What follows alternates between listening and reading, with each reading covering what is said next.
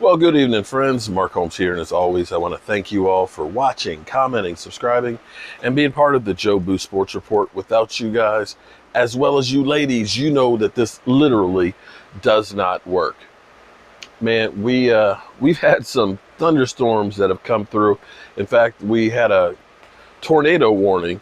I think it's expired now, but flash flood warning till like 11:30 tonight. It's been like coming down like gangbusters. And it's funny because both times today that I left and went to the store for something, as soon as I'm coming back, I mean, it's just like, damn, I got caught twice in the rain, like crazy. At least the nice thing I can say is the work that I did up here is working out pretty good because, it's my outdoor studio here is staying dry. It's still raining out there. I did get the fire going, so that way we can get our fireside chat going here. And the canopy's helping. I just need to put the flashing between the canopy and the deck there, and then that way this will be great. And I'm looking forward to when the season starts that we get to really use this thing to its full capacity.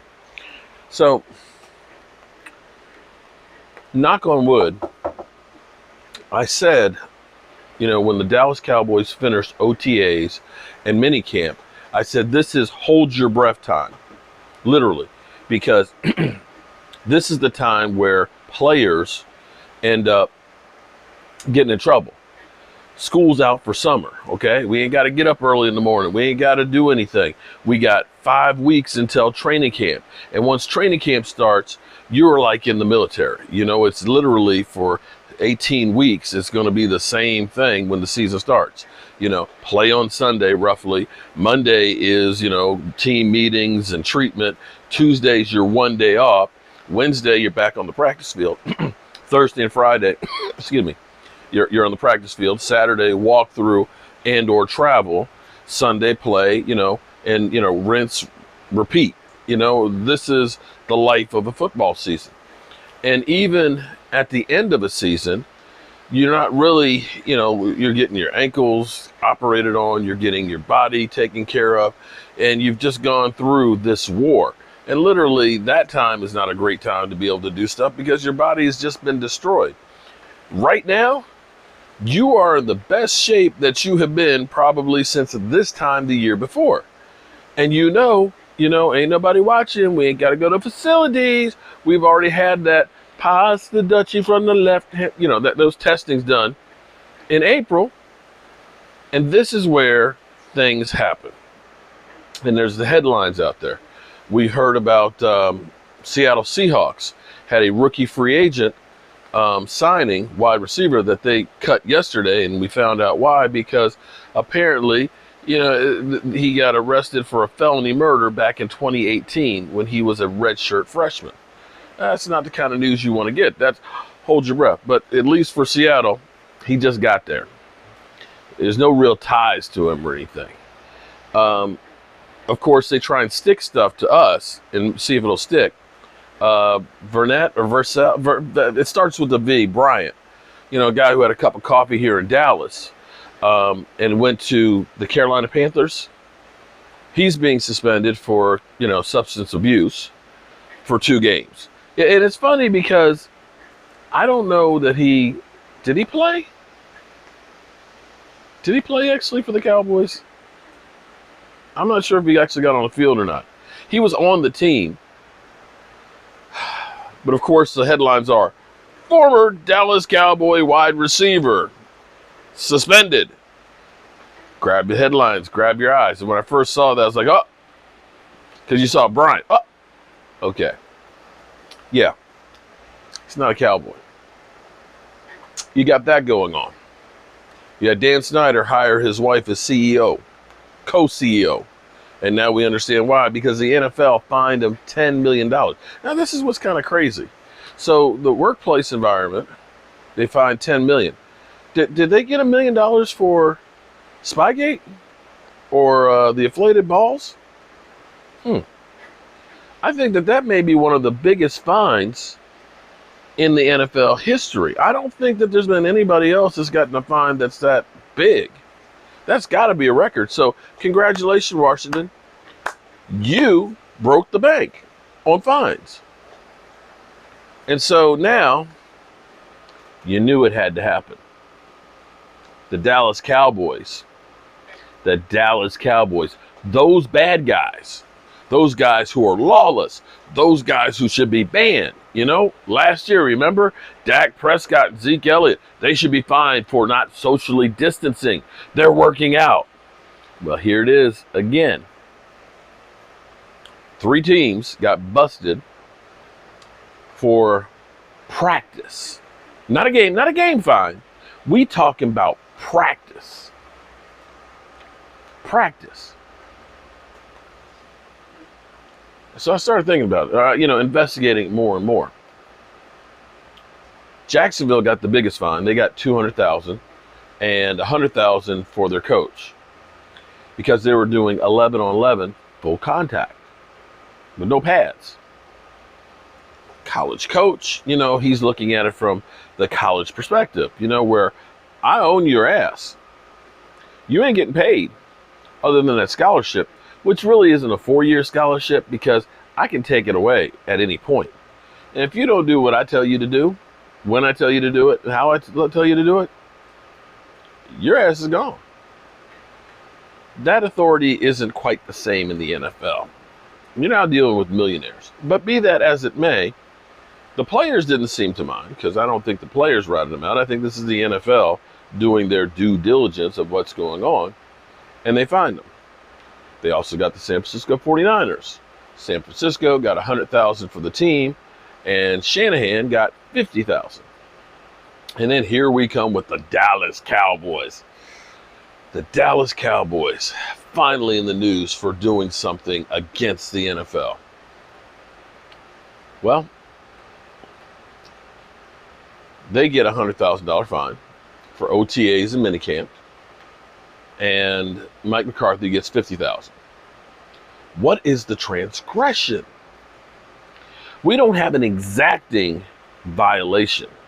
Now, it's not apparently as big as, say, Jacksonville that was doing 11 on 11, but what it details too is they did more than they are allowed to do in OTAs. OTAs are supposed to be physical training, strength and conditioning, taking care of rehabbing and stuff, and basically doing installs of, your game plans. You can do 7 on 7 and things like that, but there's not supposed to be live contact. You'll remember some years back, I believe 2013 or 2014, Sean Lee got hit by a young Zach Martin coming around sweeping and destroyed his knee. Now the NFL, they don't want to lose players in OTAs. The NFLPA didn't want to have OTAs in person to begin with. The NFLPA, of course, for their players. Players don't want to practice. They just want to play games and get paid. That's it. Maybe pass the Dutchie from the left. Pass the Dutchie from the left. Okay.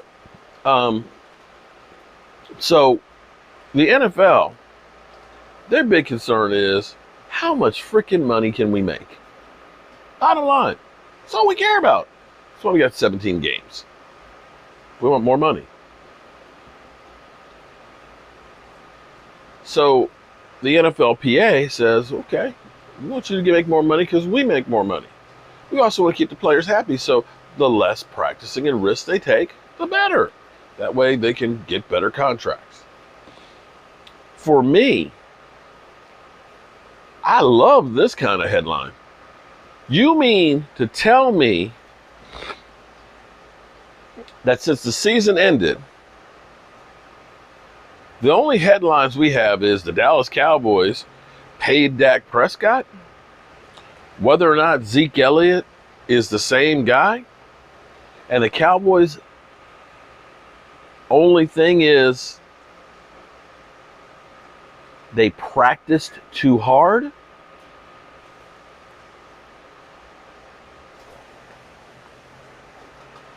And it only cost you a $150,000?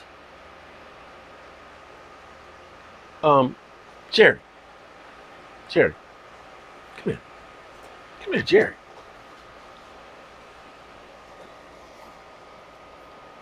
You know you got deep pockets, right? You got more money than a lot of countries out there.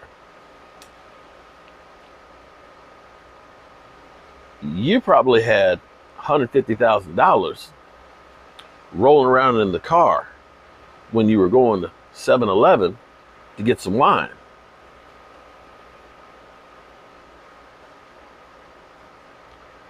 Why not slip in an extra practice or two at training camp? Seriously. You don't have to pay the guys workout bonuses. Everybody's there in Dallas, right? So that's one thing you ain't got to pay for. The Dallas Cowboys, you were $5.7 billion. And you got that new gambling money that's coming to you. Why don't you just go to the NFL and say, hey, Roger Goodell, you know, Roger, we've had our differences in the past, that whole thing where I wanted them not to give you the new contract, and y'all sued me for the $2 million. I paid that $2 million there. You know my money's good, Roger. But listen here, son. It's time for my Dallas Cowboys to get back up there on the top. This fine money that you take, it's going to the charities and things. Why don't you just let me know what charity we need to take care of? Because my Dallas Cowboy players, they all live in the Dallas area and things. And they like to run around together. They usually go over to Dak's house and, play catch, play a little football over there. Why don't you just take this little check, and I'll leave it blank for you, son. I'll leave it blank for you. You can just fill in the amount of zeros you want to put on there. And we going to do a little extra practice and try and get my Dallas Cowboys back up there on the top where we belong. You feel me, Roger? Yeah. You feel me? Right. You like that deal that I got with the NFLPA, don't you? Don't you like that? This is a great way you can pay me back. You know what I mean, Roger? Yes. Yes. You talk about that gambling money. We talk about $8 to $10 billion for every franchise. Yeah.